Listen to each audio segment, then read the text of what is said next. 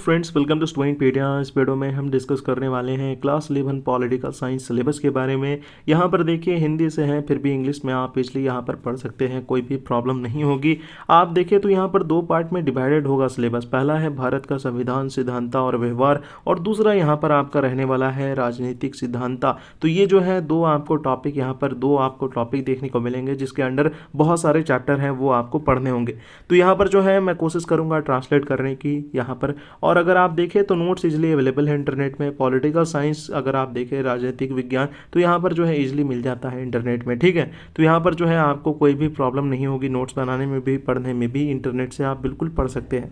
पहला जो है वो है संविधान क्यों और कैसे। तो यहाँ पर इंडियन कॉन्स्टिट्यूशन के बारे में पढ़ना है, क्यों बना और कैसे बना, इसके बारे में आप पढ़ लीजिएगा अच्छे से। क्यों कैसे बनाया गया, क्या उसका जो है गोल है, एजेंडा है, ये सारी बातें आपको बता दी गई है। दूसरे टॉपिक आपको यहाँ पर देखने को मिलेंगे भारतीय संविधान में अधिकार। आप जो इंडियन कॉन्स्टिट्यूशन में राइट्स है बहुत सारे, तो उसे आपको स्टडी करनी है, कौन से राइट है, फंडामेंटल राइट्स है, तो ये सारे राइट्स आपको पढ़ने होंगे।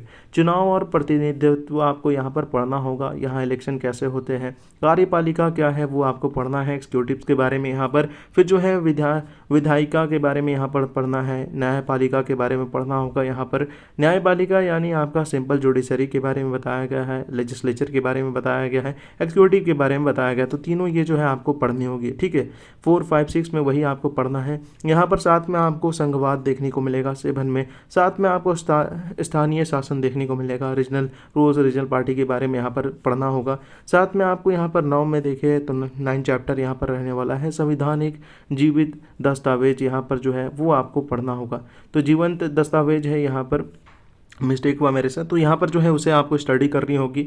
तो साथ में आपको यहाँ पर चैप्टर 10 देखिए भुला गया होगा, संविधान का राजनीतिक दर्शन आपको पढ़ना है, कौन सी आइडियोलॉजी यहाँ पर की गई है, राजनीतिक दर्शन कैसे है। तो यह जो है आपको स्टडी करने में इंग्लिश टॉपिक मिल जाएंगे, वहाँ पर इजली आप देख लीजिएगा, कोई भी प्रॉब्लम नहीं होगी। साथ में यहाँ पर बात करें तो आपको सिद्धांत भी पढ़ने हैं।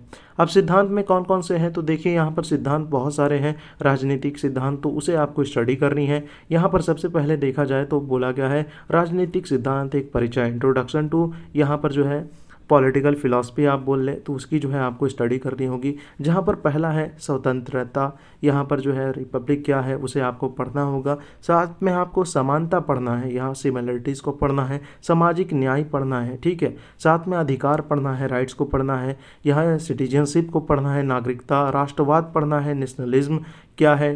साथ में आपको धर्मनिरपेक्षता के बारे में पढ़ना है, जिसे आप सिंपली कह सकते हैं सेकुलरिज्म। शांति के बारे में पढ़ना है, पीस के विकास के बारे में पढ़ना है, डेवलपमेंट। तो ये जो है सारे आपको टॉपिक्स यहाँ पर दे दिए गए हैं। अब देखिए इंग्लिश वाले में जो है टॉपिक थोड़ा आपका यही सेम रहने वाला है।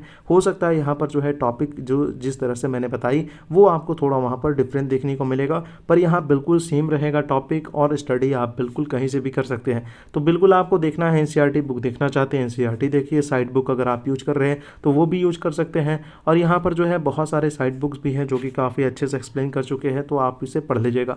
यहाँ पर जो है आपको पहला जो आप टॉपिक देख रहे हैं यहाँ पर भारत का संविधान, सिद्धांत और व्यवहार, ये जो है आसानी से समझ में आ जाएगा, आसानी से आप पढ़ लेंगे। ज़्यादा प्रॉब्लम होती है राजनीतिक सिद्धांत में, तो यहाँ पर जो है ज़्यादा ध्यान आप राजनीतिक सिद्धांत में दीजिएगा, और यहाँ कोशिश कीजिएगा कि अच्छे से कवर कर ले। होप आपको समझ में आ गया हो। कुछ क्वेश्चन हो तो बिल्कुल पूछ सकते हैं, मैं कोशिश करूँगा आपको आंसर करने की। Thanks for watching, best of luck.